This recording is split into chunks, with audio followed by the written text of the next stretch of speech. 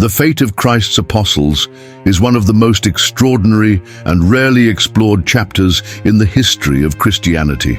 Many are familiar with their messages and miracles, but few know where they went, what challenges they faced, and how their journeys transformed the world. What happened after Jesus commanded them to take his word to the ends of the earth? Their footprints are imprinted on distant lands, in cities that have withstood the test of time, still echoing their preaching. And by the end of this journey, a surprising revelation may forever change the way you see their impact on the world. Imagine leaving everything you know, your home, your culture, your security, to carry a message that many would reject. That's exactly what the apostles did. From fishermen and tax collectors to martyrs and spiritual leaders, each one took a different path, crossing deserts, seas, and mountains. Some confronted powerful empires, while others challenged ancient religions, risking their lives at every step. They didn't just spread the gospel, they shaped the destiny of entire civilizations. Little is said about these journeys. What we know about the apostles often ends with the book of Acts, but their story didn't stop there. Peter traveled to Rome, the heart of the empire, where he faced the wrath of one of the most brutal regimes in history. Thomas, doubted even by his own disbelief, crossed oceans to India, where his message challenged ancestral traditions and took root, lasting to this day. John, the last living apostle, was exiled on an island where he received visions that would change the course of Christianity. And Philip, he dared to defy the pagan faiths of Asia Minor, paying the ultimate price with his life. Each one met a different fate, but they all shared the same purpose, to take Christ's message to the ends of the world.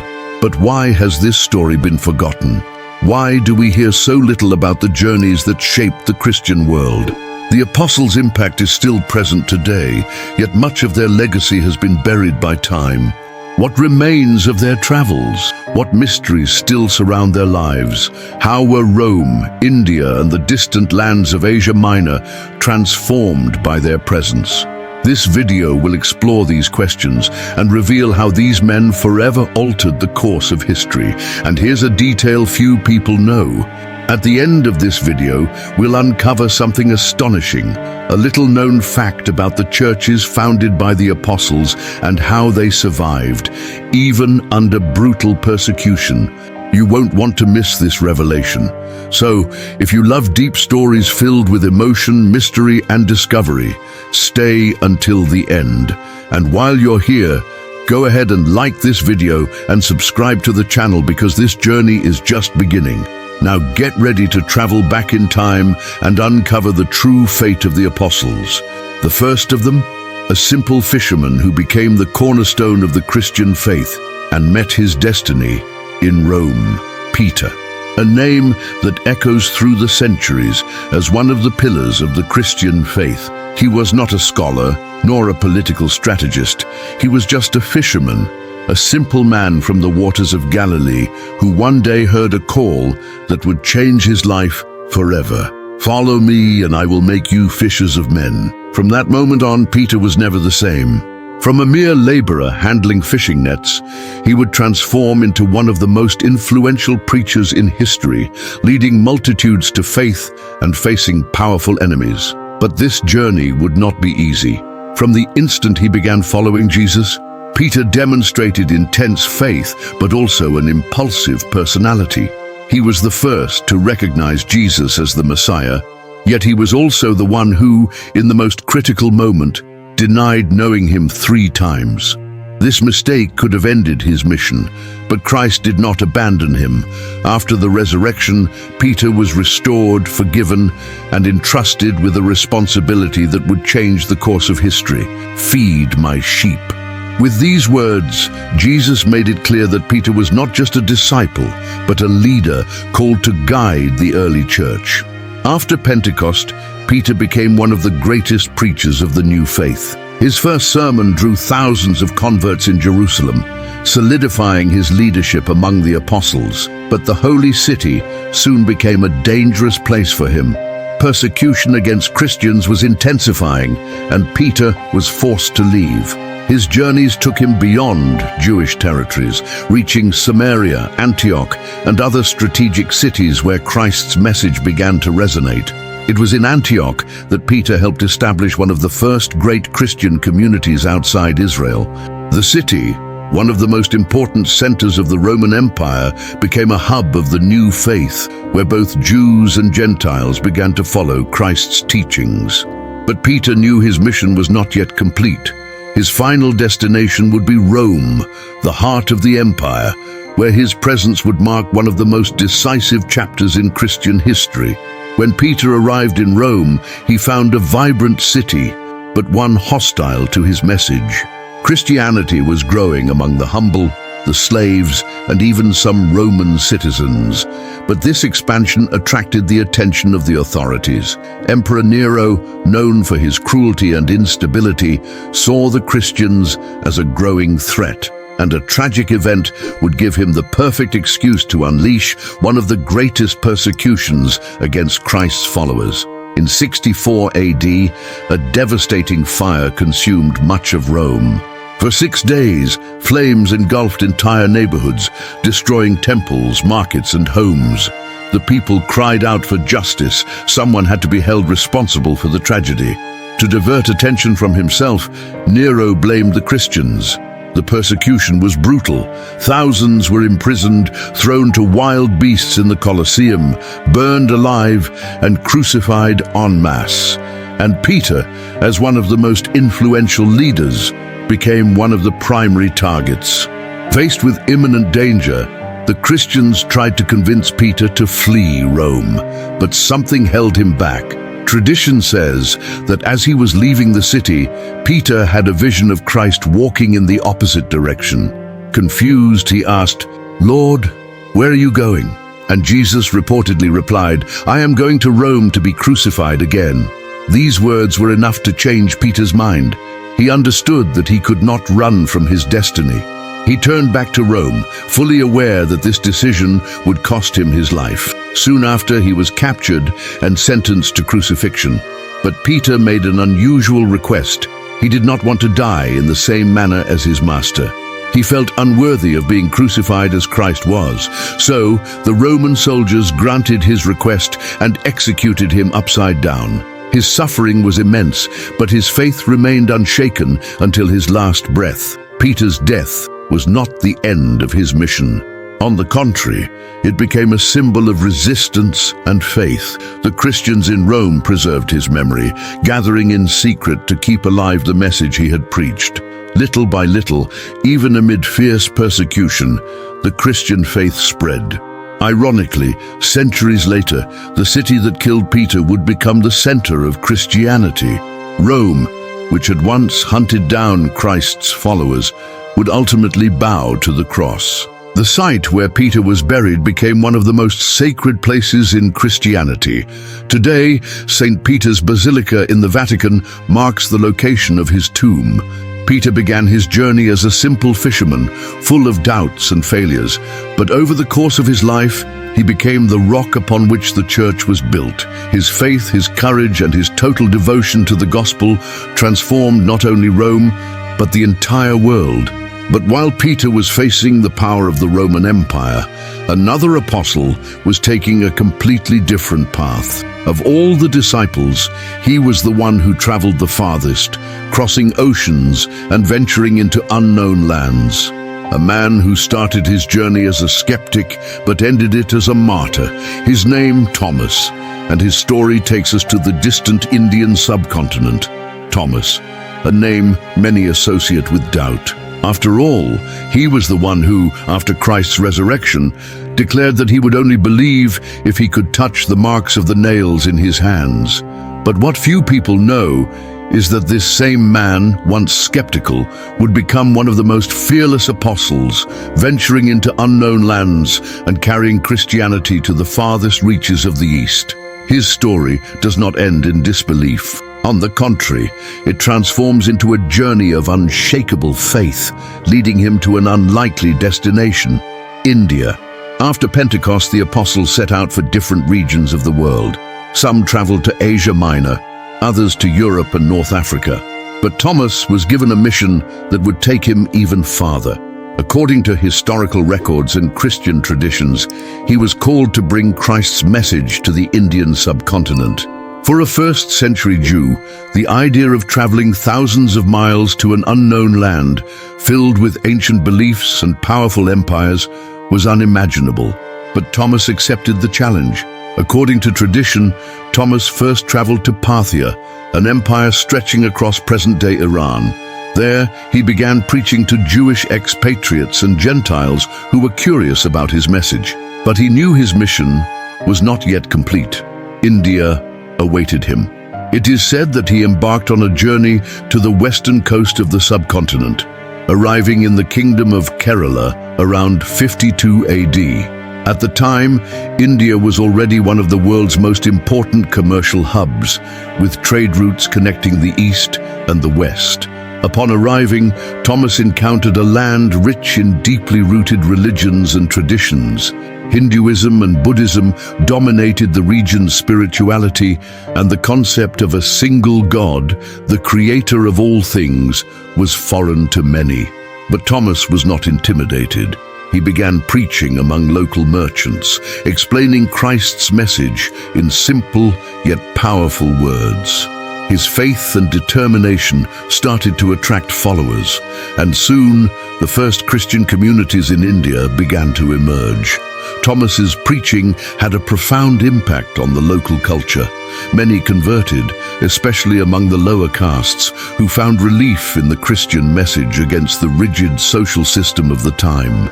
But his presence also provoked the fury of Hindu priests, who saw the new faith as a threat to their beliefs and traditions. Conflicts began to arise. Some Hindu temples considered Thomas an enemy, and his preaching started to be closely watched. But he did not back down. He continued traveling through southern India, establishing new communities and teaching about the kingdom of God. His work was so impactful that even today, there are groups of Indian Christians who claim to be direct descendants of Thomas's first converts. As Christianity grew in India, opposition against Thomas intensified. He was seen as a threat to the established religious order. It is believed that around 72 AD, he was captured by enraged Hindu priests. Christian tradition recounts that Thomas was taken to a hill near the city of Milapore, where he was killed by a spear thrust. Thus the one who had once doubted ended his life as one of the most faithful apostles, surrendering to death for his faith. Even after his death, his influence did not fade. The Christian communities he founded continued to grow.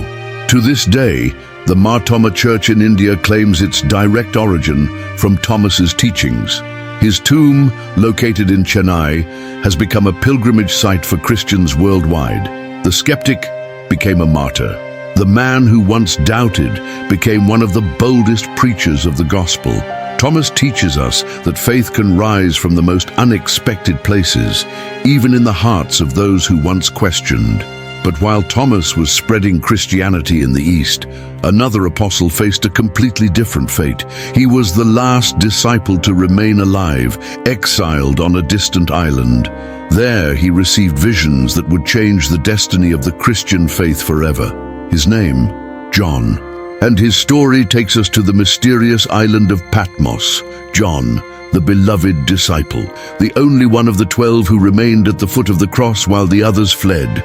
The man who not only witnessed Christ's miracles, but also lived long enough to see the church grow, be persecuted, and spread across the world. But John's fate was not immediate martyrdom like Peter or Thomas. His journey led him to an isolated place, a barren, rocky island where he had visions that would forever change the Christian faith. After Christ's resurrection, John became one of the leaders of the church in Jerusalem. But he soon realized that the city would become a dangerous place for Jesus' followers. With persecution increasing, he left for Ephesus, one of the largest urban centers in Asia Minor, where he dedicated his life to teaching and writing. It was there that, according to tradition, he cared for Mary, the mother of Jesus, until her death. But his presence and preaching caught the attention of the Roman authorities. The Roman Empire saw Christianity as a growing threat. Emperor Domitian, at the end of the 1st century, intensified the persecution against Christians, demanding that all citizens of the empire worship him as a god. John, refusing to do so, was arrested and sentenced to exile on the island of Patmos, a desolate land in the Aegean Sea. Patmos was not just a place of exile, but also a site of forced labor. Many prisoners were sent there to mine stones under brutal conditions. The island was a place of isolation where Rome's enemies were forgotten. But for John, this exile became a moment of profound revelation. It was there that he had the visions that would give rise to the final book of the Bible, Revelation. While on Patmos, John had a series of astonishing revelations. He saw the heavens open, witnessed spiritual battles, the fall of empires, and the final victory of Christ over the forces of evil. His visions were filled with symbols: the Lamb, the seals, the great prostitute of Babylon, the dragon, and the New Jerusalem. Each image carried a powerful message for the Christians of that time. Despite persecution, God was still in control, and evil would not prevail forever. The book of Revelation was not just a record of mystical visions. It was a message of hope for a church suffering under the weight of the empire. Through his words, John showed that despite pain and trials, the end of history was already written, and in it, Christ was victorious. Unlike the other apostles, John did not die as a martyr. After Domitian's death, he was released from exile and returned to Ephesus, where he continued his mission until old age. During this time, he wrote the Gospel of John and the 3 epistles that bear his name. His gospel was different from the others. While Matthew, Mark, and Luke emphasized the events of Jesus' life, John focused on the spiritual meaning of his words and actions. Tradition says that John lived to an advanced age and died naturally, a rare occurrence among the apostles. His tomb, located in Ephesus, became a place of pilgrimage for early Christians. John was the last of the 12 to depart. He saw the church emerge, grow, and endure persecution. He witnessed the end of times before it arrived, and his voice continues to echo through the centuries, reminding us that in the end, Christ reigns. But while John was writing his visions on a lonely island, another apostle was in a hostile land, challenging pagan priests and facing death in a city of the empire. His name, Philip, and his story takes us to the ancient city of Hierapolis. Philip, a name that may not be as frequently mentioned as Peter or John, yet his story is filled with courage, miracles, and a direct confrontation with the religious and political forces of his time. From the very beginning of his journey as an apostle, Philip displayed a bold and missionary spirit, always willing to take the gospel wherever it was needed. But his path led him to a dangerous place, a city where pagan gods were worshipped and where his faith would be tested to the limit. After Christ's resurrection, Philip stood out for his willingness to preach beyond Jewish territories. He was one of the first to bring Jesus' message to Gentiles, including an Ethiopian official, a pivotal moment for the expansion of Christianity. But his greatest achievements were yet to come. He embarked on a long journey, traveling across Asia Minor until he reached a city that would change his story forever: Hierapolis. Hierapolis, located in what is now Turkey, was a prosperous city, known for its hot springs and as a major religious center. There, the worship of pagan gods, especially Apollo and the goddess Cybele, was deeply ingrained. Temples dominated the city's landscape, and priests wielded great influence over the population. When Philip arrived, he found a people deeply immersed in idolatry. But that did not intimidate him. He began preaching in the streets, speaking about the one true God and about Christ as the only path to salvation. His message drew attention, and also enemies. The pagan priests saw him as a threat, and his growing influence among the people began to worry the local authorities. Then something happened that made his preaching impossible to ignore. According to Christian tradition, Philip performed an extraordinary miracle in Hierapolis. Some accounts say he healed the sick, while others claim he cast a demon out of a pagan temple, directly challenging the dominant religion. This event caused an uproar in the city. Many began to believe, but religious leaders demanded his arrest. Philip's growing popularity among the people of Hierapolis was the final straw for the local priests and rulers. He was captured and put on trial. Accused of blasphemy and challenging the city's gods, he was sentenced to death, but his execution was anything but ordinary. According to historical records and Christian tradition, Philip was crucified, but in an unusual manner.